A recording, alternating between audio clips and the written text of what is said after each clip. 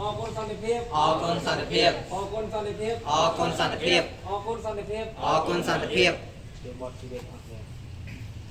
มวยตีใบយើងខ្ញុំជាយុវជនប្រស្រី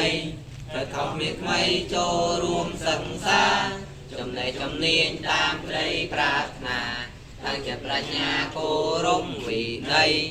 ជីវិតលើកទួតប្រជាប្រស្រីជីវិតប្រពៃមានក្តីសង្ឃឹម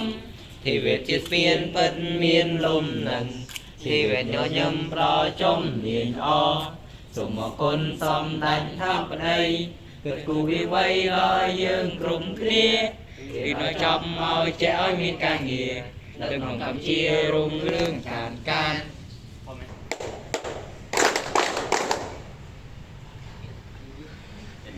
ចិត្តអំណត់ប្រាជ្ញាឧស្សាហ៍តស៊ូជាយាមអត់ធ្មត់ចិត្តអំណត់ប្រាជ្ញាឧស្សាហ៍តស៊ូជាយាមអត់ធ្មត់ចិត្តអំណត់ប្រាជ្ញាឧស្សាហ៍តស៊ូជាយាមអត់ធ្មត់